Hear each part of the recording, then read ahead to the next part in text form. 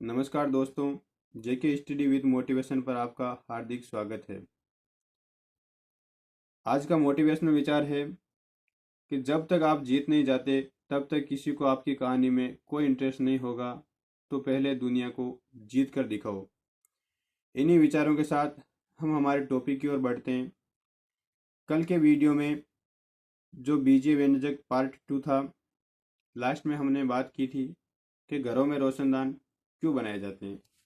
ये साइंस का क्वेश्चन है दोस्तों कि घरों में रोशनदान क्यों बनाए जाते हैं।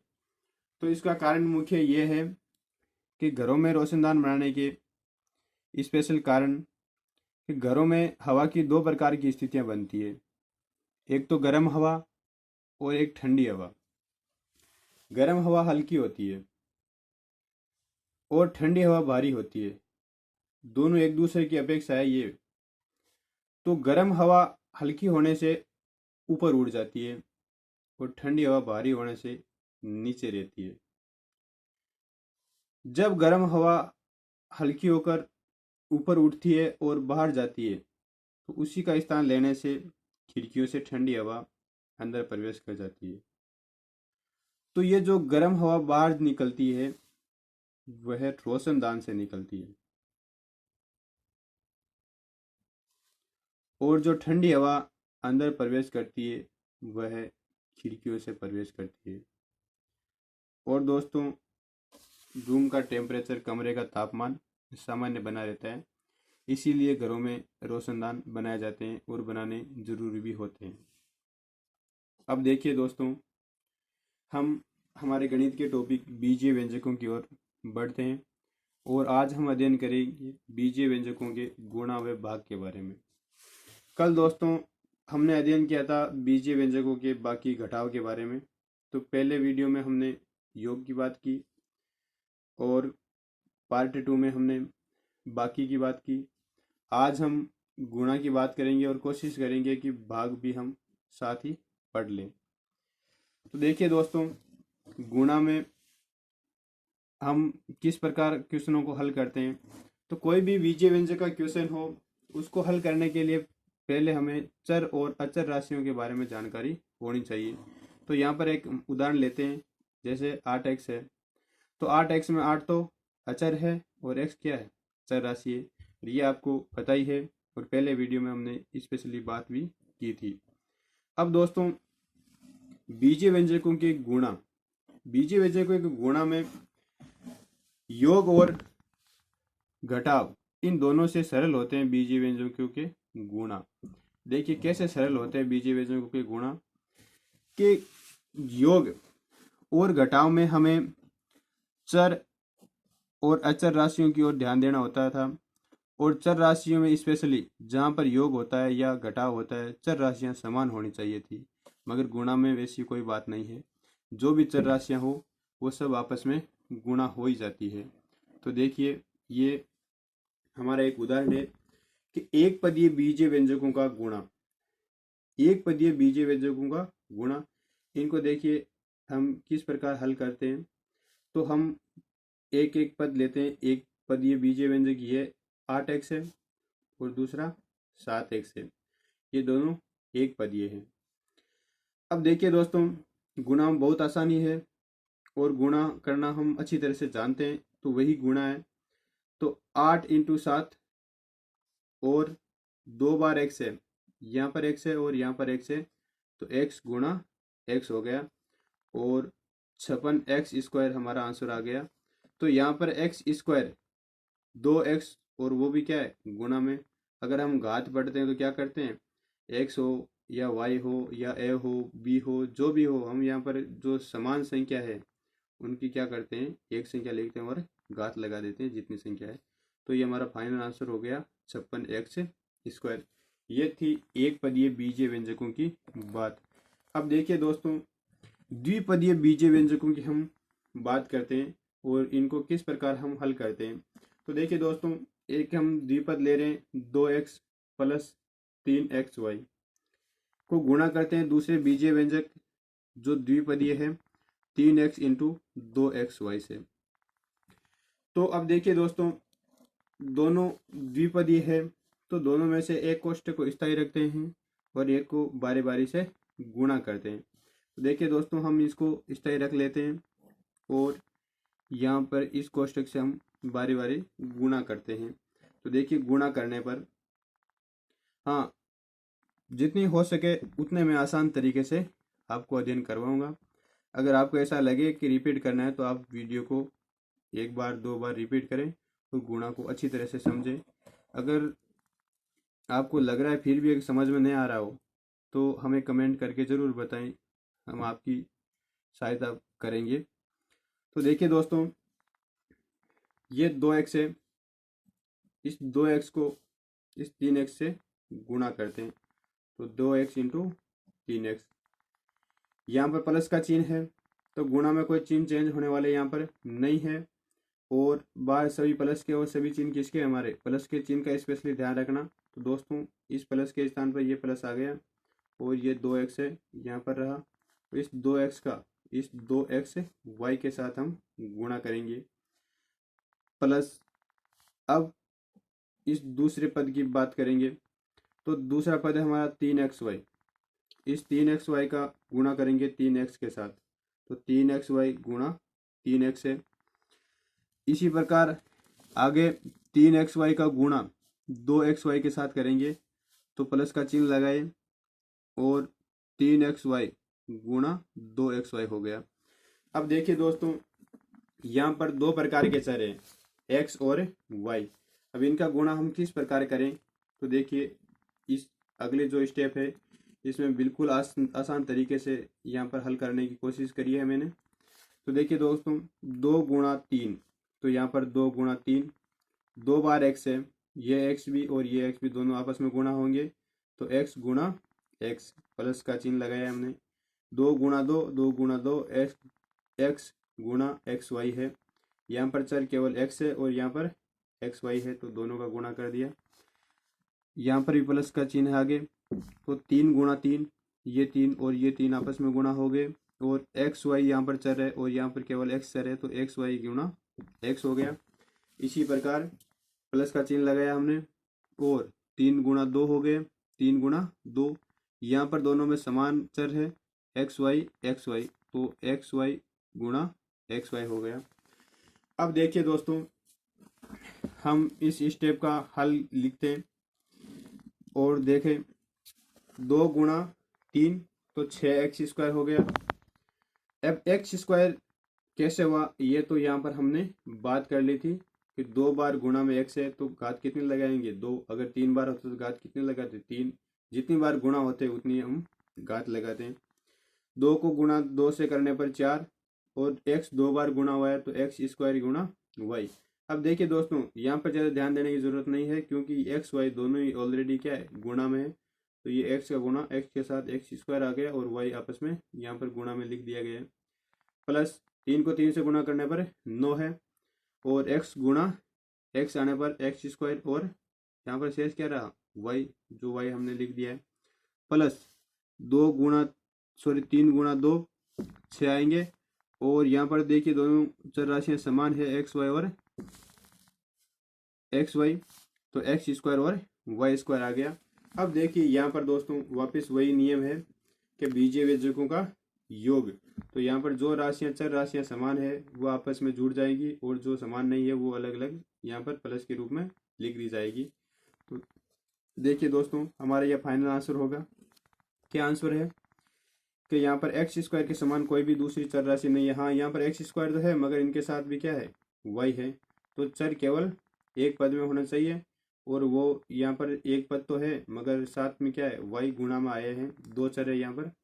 तो यहाँ पर केवल 6x² होगा प्लस यहाँ पर भी x² है और यहाँ पर भी x² है, इनके साथ दोनों के साथ क्या है, y। तो x² y है और यहाँ पर भी x² y है। तो 4 और 9 13 x² y आ जाएंगे प्लस यहाँ पर x² y² केवल एक ही पद है, इसके समान कोई यहाँ पर चर नहीं है। तो 6x² y² आ जाएंगे और ये दोस्तों हमारा द्विपदीय बीजीय व्यंजकों का गुणा का फाइनल हल है। तो देखिए दोस्तों, हम कोई भी उदाहरण ले सकते हैं, और अगर सरल से कठिन की ओर चलें तो हमें पढ़ने में आसानी होगी। अब हम दोस्तों आगे का पार्ट त्रिपदीय टाइप 3 में क्या देखते हैं कि त्रिपदीय बीजीय व्यंजकों का गुणा। त्रिपदीय बीजीय व्यंजकों के गुणा में भी सेम वही कंडीशन है जो द्विपदीय बीजीय व्यंजकों के गुणा में थी। तो एक छोटा सा उदाहरण लेते हैं और क्वेश्चन को हम जल्दी हल करते हैं ताकि आपको आसानी से समझ में आ जाए। तो देखिए उदाहरण, हम एक उदाहरण ले रहे हैं 2x plus 3xy plus z। ये एक त्रिपद हो गया हमारा। इस त्रिपद को अगले त्रिपद 3x square plus 2xy plus 3z इससे हम गुणा करते हैं। तो सेम वही कंडीशन है दोस्तों, थोड़ा सा ध्यान दीजिए और आप समझ गए होंगे कि इसको हम गुणा किस प्रकार करते हैं। तो दोस्तों या का चिन्ह लगाएं और इन दोनों कोष्टक जो दो पद हैं त्रिपदीय, इन दोनों में से एक को स्थायी रख लेते हैं और एक के जो भी पद है तीनों को गुणा करते हैं। तो यहाँ पर इसको स्थायी रखते हैं और इस कोष्टक से या इस पद से हम क्या करते हैं, बारी बारी सभी का गुणा करते हैं। एक एक पद को, इस एक पद को लिया पूरे कोष्टक के साथ गुणा, फिर इस एक पद को लिया पूरे कोष्टक के साथ गुणा, फिर इस एक पद को लिया पूरे कोष्टक के साथ गुणा करेंगे। तो देखिए दोस्तों, पहले 2x का 3x स्क्वायर के साथ गुणा, तो 2 इंटू 3 इंटू एक्स स्क्वायर। अब ज़्यादा खोल कर बताने की आपको ज़रूरत है नहीं। तो यहाँ पर क्या हल होने वाला है, 6x की पावर 3, x की घात 3 क्यों आई कि 2 तो यहाँ पर है और एक ये होने पर यहाँ पर 6x की घात 3 आई है। तो आगे देखिए ये प्लस का निशान है तो हम भी प्लस का निशान लगाएं और इस 2x का 2xy के साथ गुणा करने पर 4x स्क्वायर y आया है, जो हम पहले वाले स्टेप में अध्ययन कर चुके हैं। आगे देखिए दोस्तों, इस 2x का 3z के साथ गुणा करने पर 2 का 3 से गुणा करने पर 6 हुए और x का z के साथ गुणा करने पर हम xz आ जाएगा। आगे देखिए इस स्टेप की बात करते हैं 3xy की, प्लस का निशान लगाया और क्या करना है, 3 को 3 से गुणा करने पर 9 x स्क्वायर है और यहाँ पर भी क्या है x है, तो x की घात 3 और यहाँ पर केवल y है तो y लिख दिया। आगे देखिए दोस्तों, इस 3xy का गुणा 2xy के साथ, तो देखिए दोस्तों 3 गुणा 2 6 x स्क्वायर और y स्क्वायर हो गया। इसी प्रकार दोस्तों इस 3xy का गुणा 3z के साथ करते हैं तो 9x y और z आ गया। सेम वही कंडीशन है, इस z का पूरे कोष्टक के साथ गुणा करते हैं। देखिए दोस्तों हमारा क्या आंसर बनता है, इस स्टेप को मैं नीचे लिख रहा हूँ, यहाँ पर प्लस का निशान, तो यहाँ पर प्लस का निशान और z का गुणा 3x स्क्वायर के साथ, तो 3x स्क्वायर z आ जाएगा, प्लस z का गुणा 2xy के साथ, तो 2xy z आ जाएगा और इसी प्रकार प्लस 3z के साथ z का गुणा, तो 3z स्क्वायर आ जाएगा। अब देखिए दोस्तों वही योग वाली बात करते हैं और क्या आंसर आएगा हमारा, कि ध्यान करते हैं कि कौन से बीजीय व्यंजक में चर राशियां समान है। तो देखिए दोस्तों यहाँ पर x की घात 3 है, तो देखते हैं कोई x की घात 3 है। हाँ यहाँ पर x की घात 3 तो है, मगर इसके साथ क्या है y है और कोई दूसरी ऐसी चर राशि है नहीं, तो इसलिए हम या का चिन्ह लगाएं और 6x की घात 3 लिखते हैं प्लस 4x स्क्वायर वाई।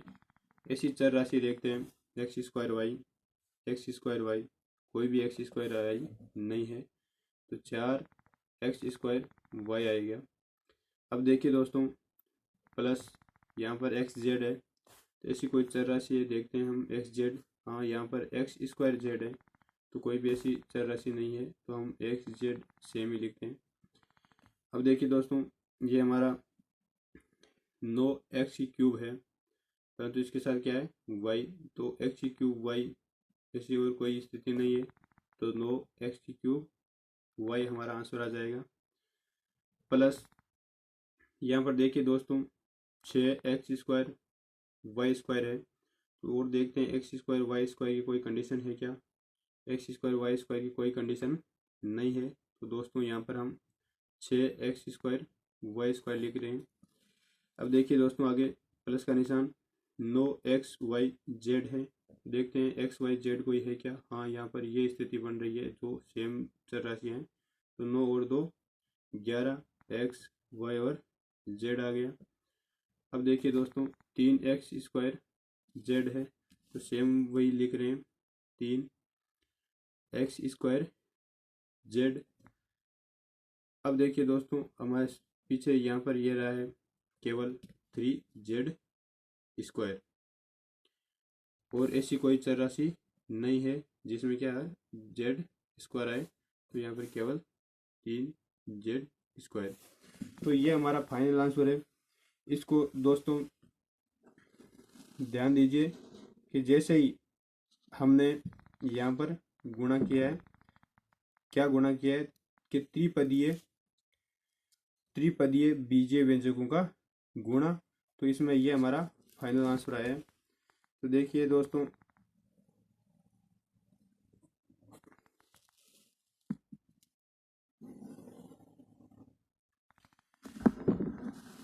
आप अच्छी तरह से समझ गए होंगे कि गुणा योग और घटाव से कितने ज़्यादा सरल है। तो सेम इसी प्रकार से चौथी स्टेप बनती है, और चौथी स्टेप होती है कि बहुपदीय बीजीय व्यंजकों का गुणा। तो दोस्तों जिस प्रकार हम एक पदीय, द्विपदीय और त्रिपदीय को स्टेप बाय स्टेप गुणा कर रहे थे, सेम वही कंडीशन बहुपदीय बीजीय व्यंजकों के गुणा में होगी, और मेरे हिसाब से आप आसानी से समझ सकते हैं और इसको हल कर लेंगे। तो दोस्तों एक अपनी तरफ से उदाहरण बनाइए, और इस चौथी स्टेप को पूरा करने की जिम्मेदारी मैं आपको सौंप रहा हूँ। और मेरे हिसाब से मैंने बहुत अच्छी तरह से आपको समझाया और आपको समझ में भी आ गया होगा। तो हम कोशिश कर रहे हैं कि कम से कम समय के वीडियो में हम आपको ज़्यादा से ज़्यादा जानकारी देते रहेंगे, इसलिए चौथी स्टेप कराने की यहाँ पर कोई ज़रूरत नहीं है, क्योंकि जिस प्रकार हमने 2x 3xy प्लस जेड है, तो ये हमारा एक त्रिपदीय था, और ये भी एक त्रिपदीय बीजीय व्यंजक है। इन दोनों का एक को स्थायी रखते हैं और दूसरे को बारी बारी से इस पूरे कोष्ठ के साथ, ये पूरे पद के साथ क्या करते हैं गुणा कर रहे हैं। इसी प्रकार सेम वही बहुपदीय बीजीय व्यंजकों में चलेगा। बहुपद का आपको पता है क्या, इसमें 4 होंगे, 5 होंगे, 6 पद होंगे, तो वही हमारा क्या होगा, एक बहुपद होगा। तो दोस्तों अगर आपको हमारा वीडियो पसंद आया है तो इसको लाइक व हमारे चैनल को सब्सक्राइब ज़रूर करें, और ज़्यादा से ज़्यादा वीडियो को शेयर करें, ताकि हमारी जो आसानी से, जो सरल तरीके से पढ़ाने की जो मुहिम है वो सबको पता चले, और सब इसका फ़ायदा ज़्यादा से ज़्यादा उठा सकें। और एग्ज़ाम का टाइम है, कोशिश करें मोटिवेट रहें, सकारात्मक सोच के साथ अच्छे तरीके से पढ़ाई करते रहें। अब दोस्तों हमारा आज का एक क्वेश्चन है, क्वेश्चन साइंस का है, चंद्र ग्रहण व सूर्य ग्रहण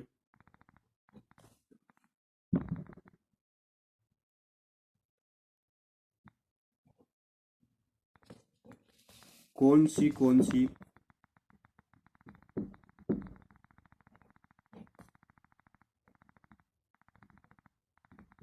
तिथियों को होते हैं।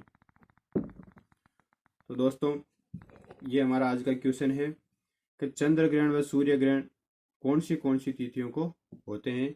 आप कोशिश कीजिएगा आंसर देने की। अगर आपको नहीं आए तो अगले पार्ट में हम आपको आंसर देंगे। और तब तक दोस्तों सकारात्मक सोच के साथ पढ़ें, अच्छे से रहें। धन्यवाद दोस्तों।